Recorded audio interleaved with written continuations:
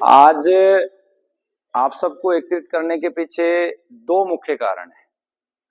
एक कारण तो ये है कि अभी जो प्रकरण हुआ, सुप्रीम कोर्ट में बाबा रामदेव जी को माफी मांगनी पड़ी, तो मुझे बहुत बुरा लगा।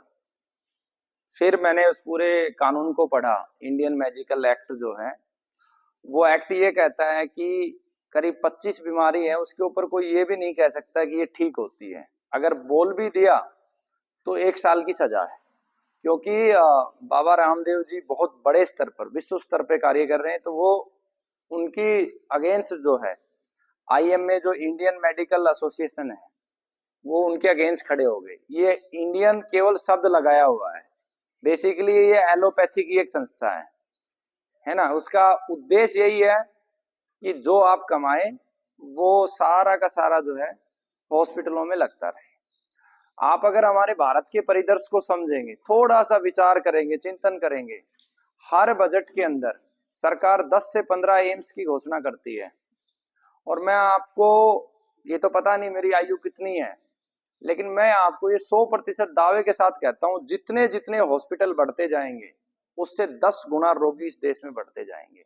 क्योंकि मैं कॉमर्स का विद्यार्थी रहा हूं। इकोनॉमिक्स का एक नियम है, डिमांड और सप्लाई।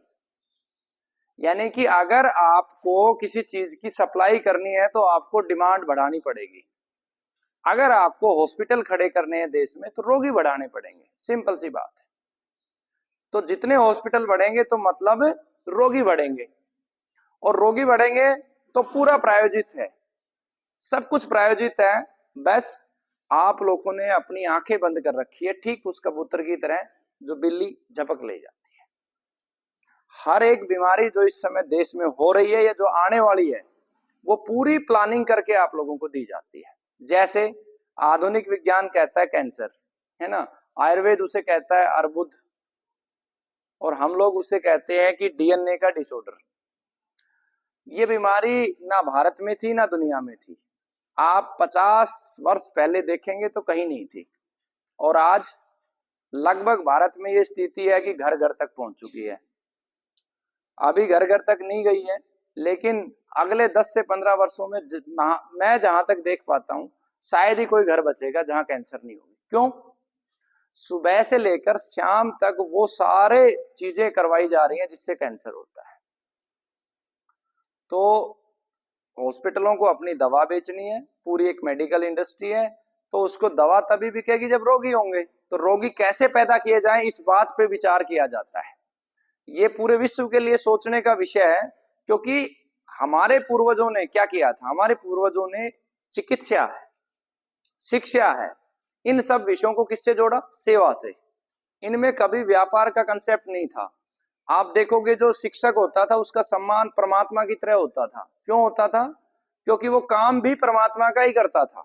जो चिकित्सक होता था उसका भी सम्मान कैसे होता था? परमात्मा की तरह, क्योंकि वो काम भी परमात्मा का ही करता था। लेकिन जब से इन दोनों विषयों पे व्यापार घुसा है, तब से बंटा धार हो गया है। हर तरीके से आज जो भी चीजें आप देखोगे, कहीं ना कहीं उसके एंड में जाके शिक्षा आपको दोषी मिलेगी। तो इसी तरीके से हॉस्पिटल बढ़ते जाएंगे और रोगी भी बढ़ते जाएंगे। तो पहला जो सबसे बड़ा कारण था इस कार्यक्रम का, कि मैंने बहुत अध्ययन किया, बहुत बोलना चाहता था मैं बाबा रामदेव के पक्ष में मैंने बोला भी है, लेकिन मैंने एक बात उसमें देखी कि अगर किसी भी एक व्यक्ति ने शिकायत कर दी तो सजा होनी होनी है। या तो आप माफी मांगोगे, घुटनों पे आ जाओगे, या सजा होगी। तो इस कानून को बनाया कब? इस कानून को अंग्रेजों के द्वारा ही बनाया गया है। भले ही सरकार जवाहरलाल नेहरू जी की थी या कांग्रेस की थी, बनाया गया है अंग्रेजों के द्वारा है। क्यों? क्योंकि अंग्रेजों ने जब हमें आजाद किया उस समय सारी प्रोविजन अपने हिसाब से बनाई थी। जो हमारा संविधान था वो भी अंग्रेजों का कॉपी मारा हुआ है। 1930 में जो उनका एक्ट बना था उसी को कॉपी मारा हुआ है। और जब ये एक्ट बनाया, इसके पीछे भी पूरी एलोपैथी की लॉबी थी। और आज भी हमारी संसद में 2 अंग्रेजों के प्रतिनिधि बैठते हैं जो हर एक इंफॉर्मेशन वहां देते हैं, खबरी की तरह, है ना। तो एक पर्पज इसका यह था कि भाई इस एक्ट को तोड़ा जाए। और इसको तोड़ने का क्या तरीका है कि जैसे हमारे गुरुकुल से एलोपैथी के एक ब्लड सेल्स की रिपोर्ट होती है, उस रिपोर्ट के आधार पर 1050 से ज्यादा रोगी ठीक हो चुके हैं। बहुत सारों की इंफॉर्मेशन हमारे पास है भी नहीं। बहुत सारे लोग ठीक होने के बाद दवा भी बंद कर देते, आते भी नहीं है वापस। तो मैंने सोचा कि WHO ये कहता है कि भाई अगर 5 साल तक दोबारा कैंसर ना हो तो आप कह सकते हो कि हाँ ठीक किया है।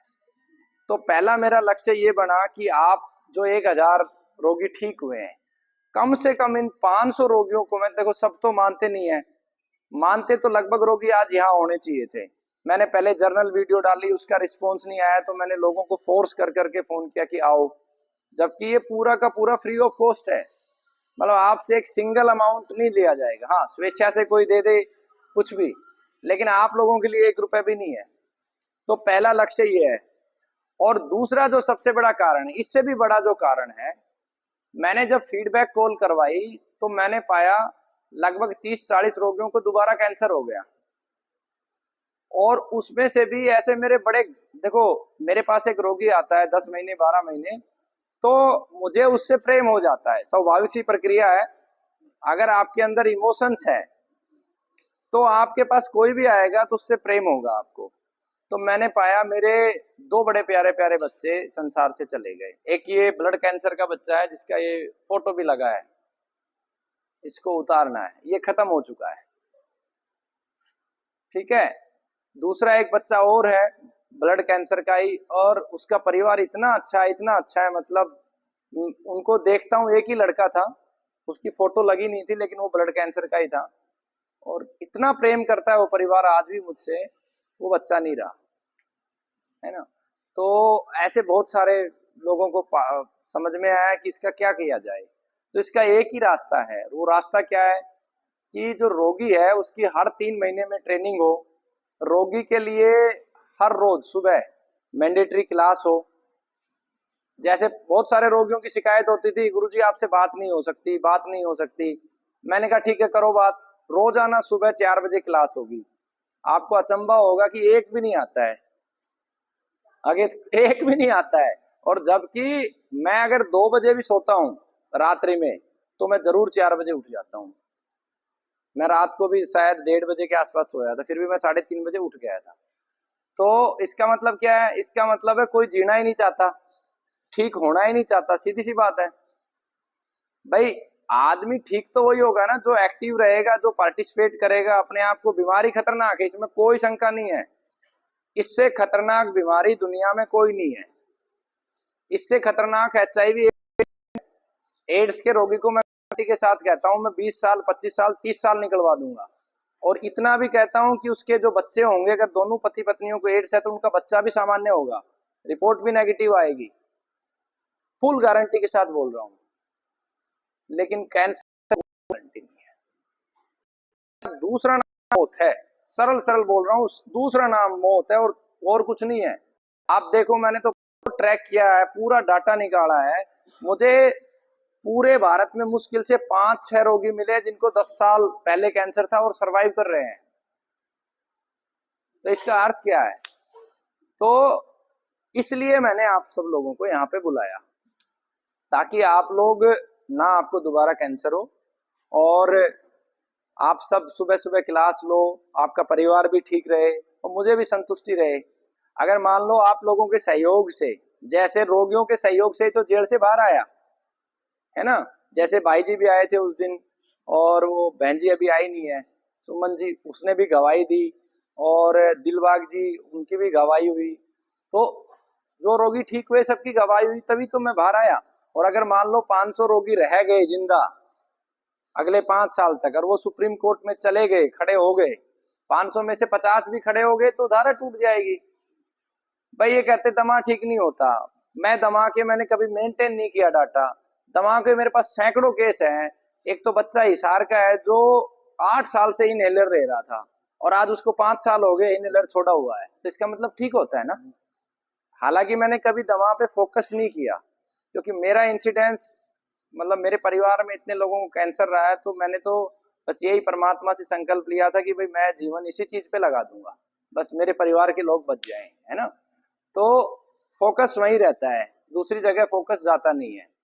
नहीं तो इजीली उसका, अब आगे डॉक्टरों की टीम रखी है तो आगे पूरा का पूरा डाटा उसका बना के और इस धारा को तोड़ेंगे, इसमें कोई दो राय नहीं। ये धारा टूटेगी, आज नहीं तो कल, लेकिन टूटेगी कब? जब आप लोग सहयोग करोगे। भाई आप अपने आप को ठीक रखो। देखो, आप क्या ठीक रहना केवल आपके परिवार के लिए महत्वपूर्ण नहीं है, इस राष्ट्र का भविष्य भी निर्धारित करेगा। क्या हम हमारे आने वाली पीढ़ियों को इस एलोपैथी के चुंगल में देके जाना चाहते हैं, जहां बच्चा जन्म लेते ही वैक्सीन और टीके के गर्भ में जाता है? आपकी नस्लें नष्ट कर दी गई है, हमारी नस्ल और फसल पूरी तरीके से बर्बाद कर दी गई है। आप आज देखे होंगे जो बच्चे माँ बाप की सेवा नहीं करते, इन बच्चों का दोष नहीं है, क्योंकि आपको हाइब्रिड खिला खिला के, आपको वैक्सीनेशन लगा लगा के आपको इमोशंस लेस कर दिया गया है।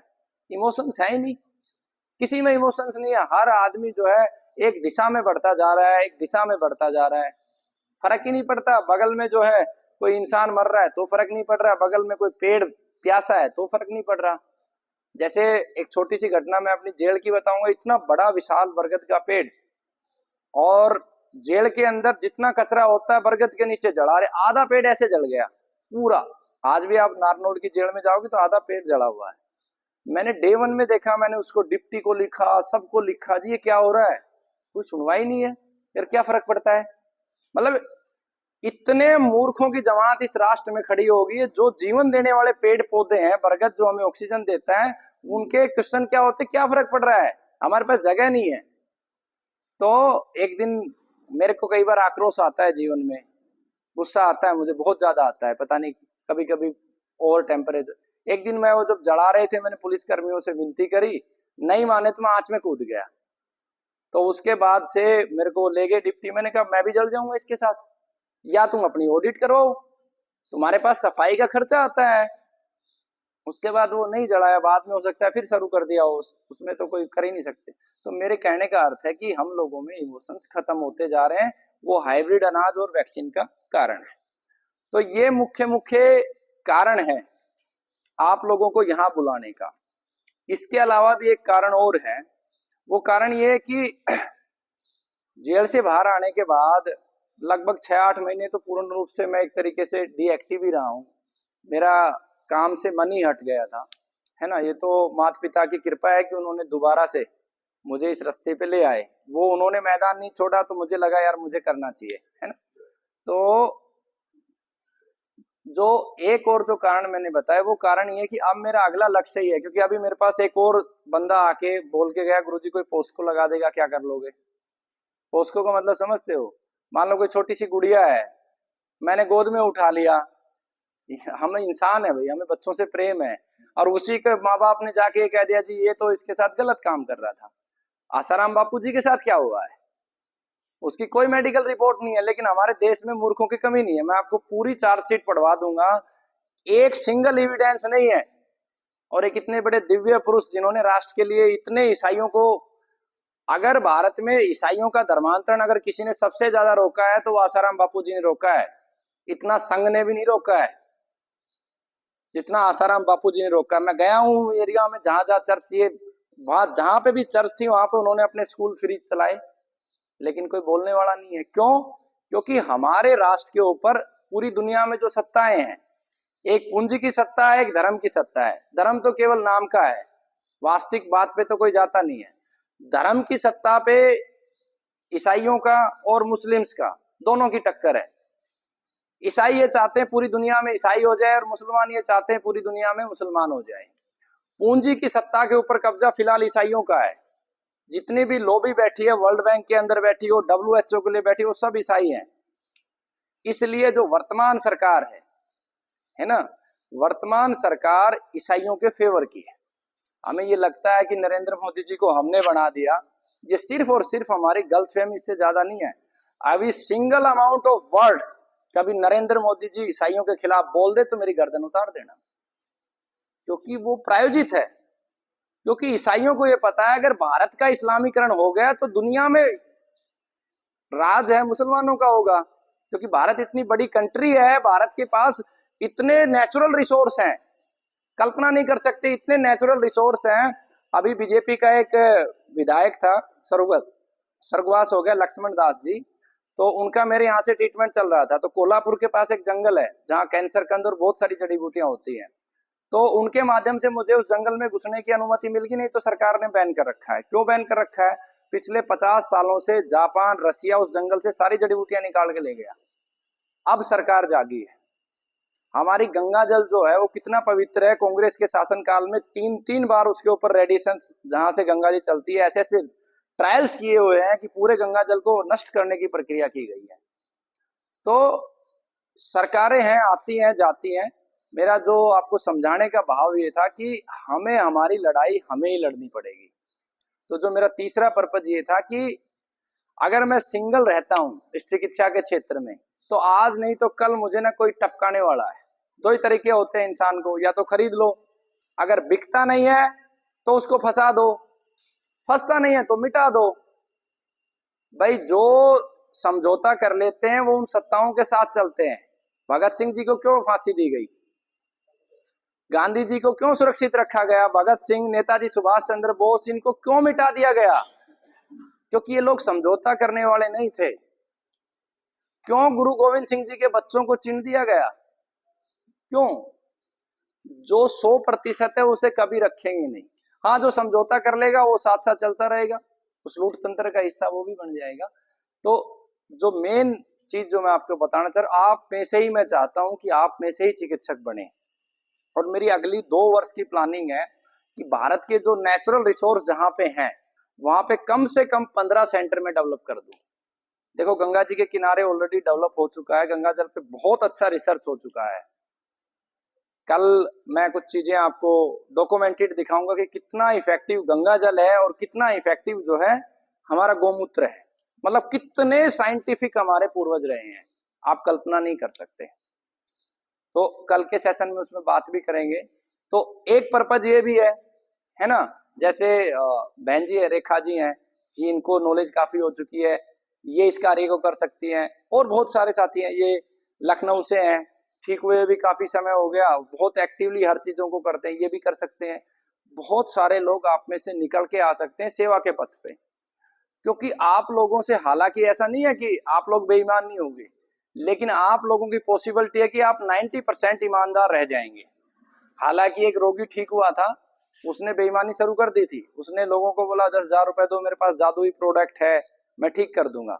बेईमान, ये जरूरी नहीं, आप में से भी कोई बेईमान हो सकता है। आज मैं ईमानदार हूं, कल मैं भी बेईमान हो सकता हूं। समय का काल चक्कर है ना, कब किसकी बुद्धि किस दिशा में चल जाए कह नहीं सकते। तो एक पर्पज ये था कि आप में से कुछ चिकित्सक निकल के जाएं। नेचुरल रिसोर्स जहां पे है, जैसे नर्मदा जी के जल पे रिसर्च हो सकती है, गंगा जी के जल पे ऑलरेडी चल रही है। राजगिरा एक जगह है बिहार में, वहां पे एक प्राकृतिक जल निकलता पहाड़ी से, और उससे बहुत सारी बीमारियां ठीक होती है। तो उसमें सल्फर अधिक है, एक चीज तो हमने फाइंड आउट किया है। ऐसे भारत में अनेकों सोन नदी, अनेकों स्थान पड़े हैं, और जिससे हम पूरी दुनिया का कल्याण कर सकते हैं। अकेले भारत का नहीं, पूरे विश्व का कल्याण कर सकते हैं। एक पर्पज इस कार्यक्रम का ये है। ठीक है, तो ये इस कार्यक्रम की भूमिका थी। और अब हम आएंगे आपके मूल विषय पे, है ना। तो कैंसर होने के बाद, है ना, बेसिकली जिसे हम कैंसर कहते हैं वो हमारे डीएनए का डिसऑर्डर है। हमारी जो जीवन चिकित्सा पद्धति है उसमें हम क्या कहते हैं उसे, डीएनए का डिसऑर्डर, है ना। तो डीएनए क्या है? डीएनए को इस तरीके से समझो कि ये छोटा बच्चा है, निशा जी के साथ छोटा बच्चा हो रहा। अब इसको देखते ही मेरे को इनके पिताजी को कैंसर था, खत्म हो गई। इनको देखते ही इनके पिताजी की याद आ जाती। क्यों? कि इनका चेहरा हूबहू ऐसा है, उनसे मिलता जुलता है। तो जो माँ और पिता, उन दोनों के जो पूर्वज होते हैं, उन्हीं के गुण, धर्म, सूत्र सब निकल के संतान में आते हैं। और आधुनिक विज्ञान इस विषय में 7 पीढ़ी तक का कहता है, लेकिन ऐसा भी शास्त्रों में वर्णन है। इस बात को 100% सत्य या असत्य नहीं कह सकते, बट ऐसा भी शास्त्रों में वर्णन है कि 10 पीढ़ी तक का कोई भी जिन्स उठ के आ सकता है। तो डीएनए का मतलब होगा कि हमारे 10 पीढ़ियों के जो पूर्वजों की सोच, विचार, जीवन शैली, भोजन, वो सबकी जो समरी है वो आपका डीएनए है। अब उसके विरुद्ध जो हम काम करेंगे, वही हमारी कोशिकाओं को, जो मल्टीप्लाई होती है कोशिका, एक कोशिका से 2, 2 से 4, तो वही जब डिसऑर्डर आता है उसके विरुद्ध हम जब कोई कार्य करते हैं तो उससे क्या होता है, उसकी स्पीड अनकंट्रोल्ड हो जाती है और वही जो है कि ट्यूमर का फॉर्म ले लेता है, गुच्छा बना लेता है, जिसे एलोपैथी में कैंसर कह देते हैं, आयुर्वेद में उसे अर्बुद या कर्क रोग कह देते हैं, और हमारी पद्धति में उसे हम डीएनए का डिसऑर्डर कह देते हैं। मतलब हमारे पूर्वजों के विरुद्ध जो हमने काम किया उसे ही हम कैंसर कह सकते हैं। सिंपल समझे। अब इस पे आपको सबसे पहला क्या काम करना है ना, जो जो सोएगा मैं खड़ा करूंगा। एक एक व्यक्ति मेरे नोटिस में है, क्योंकि देखो अगर मैं जग रहा हूं पिछले 7 दिनों से आप लोगों के लिए, तो आपको सोने तो नहीं दूंगा मैं। तो सबसे पहले गुरु गोविंद सिंह जी के वंशज हैं, आप खड़े हो जाओ, है ना। हाँ, खड़े हो जाओ आप, और आपको भी खड़ा होना है, सुखदेव के पिताजी। सोने नहीं दूंगा, आप बाहर जा सकते हो, मुझे अच्छा नहीं लगता, मेरा कॉन्फिडेंस डाउन होता है, मुझे लगता है कि मैं अच्छे से नहीं समझा पा रहा हूँ। सिंपल सी बात है, नहीं समझ में आया तो हाथ खड़ा करो, मैं रुक जाऊंगा, आपको समझाऊंगा, ठीक है। तो आपको क्या करना है, आपको पहला जो होमवर्क मैं दे रहा हूं कि आपको अपनी 10 पीढ़ियों का डाटा एकत्रित करना है। मेरे पास 7 पीढ़ियों का मेरा डाटा है।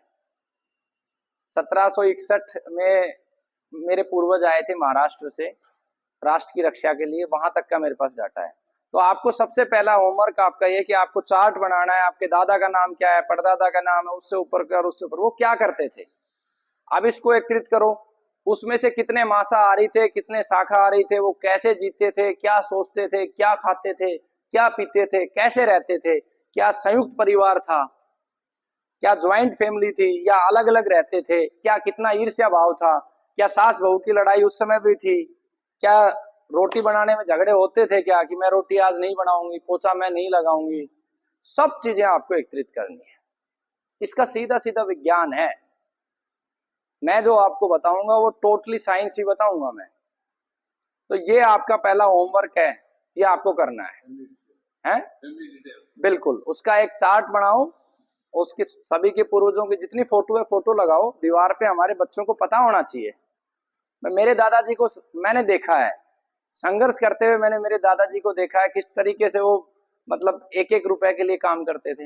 हमारे आने वाली पीढ़ियों को पता होना चाहिए ना। जैसे मेरी माँ को मैंने देखा है संघर्ष करते हुए, नौकरी भी करती थी, दूसरों को खेत भी किराए पे लेती थी, मेरे पिताजी इतनी मेहनत करते थे। हमें एहसास तो होना चाहिए हमारे पूर्वजों का, हमारी असली संपदा तो हमारे पूर्वज ही है। तो ये हमें करना है, उनकी विचारधारा को भी हमें समझना है। उसको मैं विज्ञान बताऊंगा कैसे। आप देखोगे कि आपके नेचर में क्या अगेंस्ट आया है ना। जो आपके नेचर में अगेंस्ट आया है उस मूल विचारधारा से, उसे आपको चेंज करना है। मान लो आपकी 2 पीढ़ी पहले चाचा ताऊ सारे मिलके साथ रहते थे, तो अब साथ नहीं रह सकते, तो आपको ईर्ष्या नहीं होनी चाहिए। समझ रहे हो। मैं ये तो संभव नहीं है, मुझे पता है प्रैक्टिकली कि आप 4 भाई हो तो चारों भाई साथ रहो, नहीं तो महाभारत बन जाएगी। लेकिन आपके अंदर, रोगी के अंदर ईर्ष्या भाव नहीं होना चाहिए। हाँ, अब रोगी नहीं है, इनकी अच्छी बात है, आप अब निरोगी हो चुके हो। हाँ हाँ हाँ, आप सब कैंसर योद्धा जो है ना। हाँ हाँ, आप सब कैंसर योद्धा हो। तो आप लोगों को, आपके अंदर ये भावनाएं नहीं होनी चाहिए। आप इसको इस तरीके से समझो, विज्ञान के दृष्टिकोण से बताता हूं मैं आपको। आपके अंदर 5 तत्व है, मेरे शरीर को अगर तोड़ेंगे तो क्या निकलेगा, 70% पानी, पृथ्वी तत्व निकलेगा, आकाश अग्नि वायु, यही 5 है। आप में भी 5 ही है, सभी 5 तत्वों के हैं। तो फिर इनका एक ही सार हुआ ना, माता पिता कौन हुआ, एक ही हुआ। ये 5 तत्व भी हमारे मैन्युफैक्चरिंग वो इनपुट हो गया। तो फिर भला एक दूसरे से ईर्ष्या किस बात की। तो आपको जो पहला काम करना है वो ईर्ष्या नष्ट कर देनी है। मैं टच वुड आपको बता रहा हूं, मतलब 1% इसमें झूठ नहीं है। जिस व्यक्ति ने मेरे खिलाफ, मतलब मैं अगर जेल गए, सारा षड्यंत्र हुआ, जो व्यक्ति इसका मुख्य रूप से मेरी दृष्टि में दोषी था, जिसकी वजह से मेरे साथ ये हुआ, मैं इस कार्यक्रम का निमंत्रण भी उस व्यक्ति को देके आया हूं, और मैं पूरे शिद्दत भाव से देके आया हूं कि आपको आना है। क्योंकि मुझे पता है कि ईर्ष्या इंसान को नष्ट करती है। जिस दिन आपने ये एक एलिमेंट चेंज कर दिया, मैं आपको लिख के गारंटी देता हूं, आपको दुनिया की कोई बीमारी नहीं हो सकती है, कोई बीमारी नहीं हो सकती है। हाँ ठीक है, क्षणिक कई बार हमें गुस्सा आता है, मुझे भी आता है, लेकिन ईर्ष्या भाव नहीं होना चाहिए। पहला काम आपको ये करना। आप देखोगे कि आपके पूर्वजों में ये मिलेगा नहीं।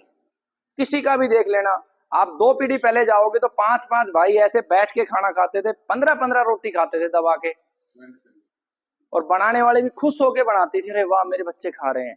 भाभी बनाती थी सारे भाइयों के, सब सिस्टम था। आज क्या है, टोटली नष्ट हो गया। तो आपके डीएनए का डिसऑर्डर हो गया ना, ये सबसे मेजर कारण है। हर एक बीमारी का सबसे मेजर कारण है। आप एक बार, मैंने तो ये प्रैक्टिकली करके देखा हुआ, एक बार इन सब चीजों को लागू करोगे तो आप आगे बढ़ जाओगे। इसके सैकड़ों उदाहरण दे सकता हूं मैं आपको। आप जैसे मान लो, आज का एक उदाहरण देता हूं। आप जितने भी लोग आए हैं, आपके पास कुछ लोग गाड़ी लेके आए होंगे, है ना। आपने देखा होगा बहुत सारे लोग रोड पे भी खड़े मिले होंगे। आपने कभी एक बार गाड़ी को रोक के बोलना कि भाई साहब कहाँ जाना है, बैठो, और पहले का आपका बॉडी का एनर्जी लेवल देखना और उस व्यक्ति के बैठने के बाद आप देखना, मतलब इतनी पॉजिटिव वाइब्रेशन आपको मिलेगी कि आप कल्पना नहीं कर सकते। मैंने बहुत बार किया है, क्योंकि मैं खुद रोड पे, मेरा जीवन रोड पे ही गया है। मैं ये सोचता रहता था यार आधे घंटे में घर पहुंच जाऊं, कोई बैठा ले, कोई बैठा ले। लेकिन जब मुझे कोई बैठाता था, मैं जब तक उतरता नहीं था, मैं एक ही चीज करता, हे परमात्मा ये व्यक्ति खूब तरक्की करे, खूब तरक्की करे। तो ये एक मैंने एग्जाम्पल दिया है। हमें दूसरों की मदद करनी है। जो दूसरा मैं कारण आपके सामने लेके आ रहा हूं, आपको ये मान लेना है कि हमारे जीवन का लक्ष्य है दूसरों की मदद करना। मतलब हम पैदा ही इसलिए हुए हैं कि हमें सहयोग करना है, प्रेम करना है। ईर्ष्या को नष्ट कर दिया और दूसरों के लिए आप हेल्पफुल हो गए। तो जब दूसरों के लिए आप हेल्पफुल हो जाओगे तो आप पावरफुल हो जाओगे। और ये सीधा सीधा विज्ञान है। आप ये देखिए, जब मैं केवल खुद के लिए सोचता था, आज भी मैं नौकरी करता हूं, जब मैं केवल खुद के लिए सोचता था तो मैं इतना कर सकता था, 10 लोगों को पाल सकता था, 15 लोगों को पाल सकता था, 20 को पाल सकता था। मुझे एक बार बीच में रियलाइज ये हुआ कि यार जो मेरे साथ के ऑफिस में थे वो लोग डिवीजन हेड बन गए। डिवीजन हेड बन गए तो मतलब 50 लाख रुपए सैलरी हो गई, मैं खाली डिपार्टमेंट हेड रहा। फिर मैंने दूसरे जन सोचा कि यार ये डिवीजन हेड बन के भी 50 लाख रुपए भी कमा के ये 20 ही लोगों को, अपने 10 का परिवार उसी को पाल रहे हैं। लेकिन मेरे को ईश्वर ने इतना सामर्थ्य दे दिया कि मैं आज की डेट में भी 400-500 बच्चों को हर महीने उनकी शिक्षा का खर्च उठाने का सामर्थ्य रखता हूं, आप लोगों की वजह से। भाई आप इतने सारे लोग ठीक होते हैं, वो डोनेशन करते हैं और सहयोग करते हैं, तो बेसिकली एक तरीके से हमारी क्षमता बढ़ी ना। जब हम दूसरों के लिए सोचने लगे तो हमारी क्षमता बढ़ी। तो जब आप दूसरों के लिए हर क्षण सोचोगे तो आज जहां पर आप हो कल उससे कई गुना हो जाओगे। तो दूसरा काम आपको क्या करना है, मदद करनी है, जितना हो सके मदद करनी है। ठीक है, तो ये दूसरा कारण आपको करना है। इसके बाद जो तीसरा काम करना है, जो बहुत महत्वपूर्ण है और इसको सबसे ज्यादा स्केप करते हैं रोगी, कैंसर योद्धा कह सकते हैं, वो जो 39 कारण है जो अब तक आइडेंटिफाई किए हैं, उसमें एक कारण और है जो इसमें अपडेट करना है नए वर्जन में। उनको आपको अपने जीवन से ये सोच लो कि जब तक जिंदा है हमें उसमें किसी में भी नहीं जाना है। मतलब चाय को भूल जाओ, आपको कभी पीना है। आप उस चीज पे रिसर्च करो कि हम चाय के बढ़िया से बढ़िया विकल्प क्या बनाएं। जैसे एक गर्मी में धनिए को सेक लो, रोस्ट कर लो। मैं आज आपको पिलाऊंगा, बहन जी रोस्ट करके बनाएंगे, इनको विधि बता दूंगा। धनिया लिया साबुत और उसको रोस्ट कर लो। रोस्ट करते टाइम थोड़ी सी उसमें खांड डाल लो, वो कलर ले लेगा थोड़ा सा और सिक जाएगा। उसके बाद आपको गाय के दूध में पीनी है तो गाय के दूध में 1 चम्मच डालो, गर्म करो और उसमें देसी खांड डाल लो, मिश्री डाल लो, सौंफ डाल लो। जैसे गर्मी है तो सौंफ ज्यादा डालो कि शरीर में गर्मी ना बढ़े। हाँ हाँ, वो एक चाय का विकल्प दे रहा हूं मैं आपको। छाछ तो श्रेष्ठ है ही है, मैं आपको एक प्रॉब्लम है उस प्रॉब्लम का एक विकल्प दे रहा हूं। तो वो आप पी सकते हो, वो मौसम के अनुसार बनता है। मैं बात करूंगा इसमें इन 3 महीनों की, क्योंकि अब गर्मी है, अगली बार 3 महीने बाद फिर आपको बुलाएंगे तो अगले सीजन की बात करेंगे। ठीक है, तो ये आपके लिए एक सर्वश्रेष्ठ विकल्प है ना। उसके बाद आप जो कोलगेट करते हो, जो टूथपेस्ट करते हो, उसमें आप इस सीजन में क्या करेंगे, इस सीजन में आप करोगे शीशम की दातुन। पूरे 3 महीने जब तक बारिश ना हो आप शीशम की दातुन करें कंटिन्यू। बीच बीच में 1 सप्ताह में 1 दिन नीम की दातुन कर सकते हैं। ठीक है। नीम के जब नए पत्ते आते हैं 9 वर्ष पे, आपको जब तक आप जिंदा हैं 14 दिन नीम के पत्ते एक काली मिर्ची के साथ खाना ही खाना है आपको। 9 वर्ष पे 14 दिन नए पत्ते जब आते हैं। ठीक है। उससे आपका साल भर का रक्त साफ हो जाएगा। नेक्स्ट क्या करना है आपको, जब नीम के पत्ते खाने का विधान ये है कि आपके शरीर का वजन मान लो 80 किलो है, तो आप अधिकतम मैक्सिमम से मैक्सिमम 8 ग्राम खा सकते हो। आपके शरीर में वजन अगर कितना है 50 किलो है तो अधिकतम 5 ग्राम। एक दिन की पूरे दिन की डोज बता दी है मैंने, इससे ज्यादा नहीं खाना। हालांकि 14 दिन लगातार आप आधा आधा करके चबा लें, हाफ हाफ करके चबा लें उसमें। हाँ दोनों टाइम आप कर सकते हैं। एक काली मिर्च उसमें। ठीक है ना, काढ़ा नहीं, उसके गुण कम हो जाए। वो पत्थर पे आप ऐसे सवाल करते हो तो मुझे गुस्सा आता है, सही बताऊं। जिसके दांत नहीं है उसको रगड़ दो, दातुन में उसका दूसरा विकल्प है। दांत नहीं है तो आपको दांत तो साफ करने नहीं है, मसूड़े साफ करने हैं तो उसी का पाउडर बना लो आप, पाउडर मसूड़ों पे लगा लो, है ना। ठीक है। उसके बाद जब नीम का फूल आएगा तो आपको रोजाना नीम के नीचे आधा घंटा बैठना है, प्रयास करना है। और शाम के टाइम बैठो, सुबह बैठो, आपको एक अद्भुत गंध मिलेगी जो आपको एक तरीके से आपके पूरे शरीर पे काम करती है। उसकी जो खुशबू है ना, इस समय नीम को फूल आ रखा है, आप उसकी खुशबू लेके देखिए आपका एनर्जी लेवल कैसे अप जाएगा। आपको सुबह 3:30 बजे मैं जब घुमाने के लिए लेके जाऊंगा यहाँ पे, आप खुद फील करेंगे कि क्या मतलब बॉडी में चेंजेस हो रहे हैं हमारी में ना। तो ये आपको करना है। चौथा पॉइंट आपको क्या करना है, नीम का जो फूल है आप 10 किलो वजन पे एक फूल का सेवन कर सकते हो। मान लो किसी का 80 किलो वजन है तो कितने फूलों का सेवन करेगा, 8 फूलों का सेवन करना है। कब करना है, खाली पेट श्रेष्ठ है। क्या है, खाली पेट श्रेष्ठ है, और या फिर खाने के 2 घंटे बाद। ठीक है। जो नीम का सेवन है केवल उस व्यक्ति को जितना मैंने बताया उससे हाफ कर दे जिसका विवाह नहीं हुआ है और जो संतान उत्पन्न करना चाहता है। ठीक है। जिसकी शादी नहीं हुई है और जो संतान उत्पन्न करना चाहता है वो इस सेवन का हाफ कर दे, अगर वो कभी कैंसर का पेशेंट रहा है तो। ठीक है। नीम का फूल तो सीजन में ही मिलेगा। हाँ तो ये आपको इस सीजन की चीजें मैं आपको बता रहा हूँ, इस समय अवेलेबल है। ठीक है। नहीं नहीं नहीं, आएंगे आगे आएंगे, आप उस पर भी आएंगे। ठीक है, अभी सुबह खिलाएंगे आपको।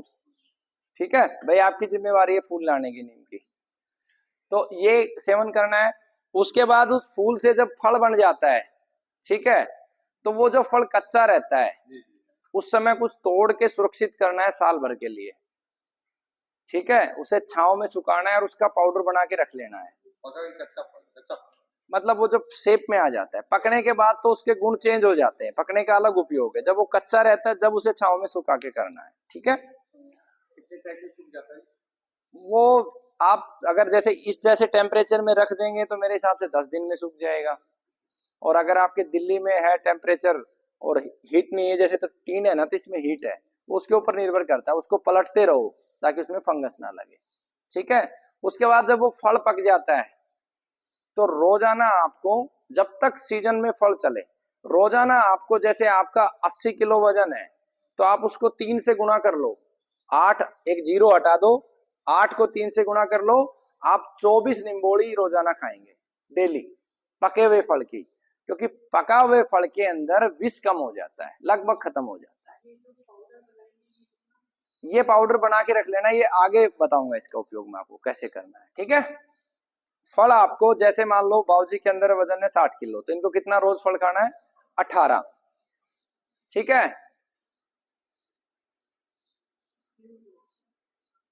3 गुना, एक जीरो हटा के 3 गुना, ठीक है। उसके बाद इसी सीजन के अंदर एक फल आता है जिसको बोलते हैं हम सहतूत। एक सहतूत आता है जो बहुत मीठा होता है, इतना लंबा होता है, ठीक है। एक सहतूत आता है बिल्कुल छोटा सा, कई बार खट्टा मीठा होता है, जिसका जितना पर्पल कलर होता है, काला रंग होता है, वो आपको प्राथमिकता से जितना ज्यादा खा सकते हो आप खाइए। वो आपके लिए एंटी कैंसरस है, पूर्ण रूप से एंटी कैंसरस है, ठीक है। तो ये आपको सेवन करना है। इसको खट्टा बोलते हैं, वो सहतूत होता है लंबा, इसको खट्टा हम अपने लोकल में खट्टा बोलते हैं। वो भी खा सकते हैं, लेकिन इसको प्राथमिकता से खाना है, ठीक है। तो अब आपकी परीक्षा लेंगे, कितना आप समझे हो, है ना। बंद कर दे भाई।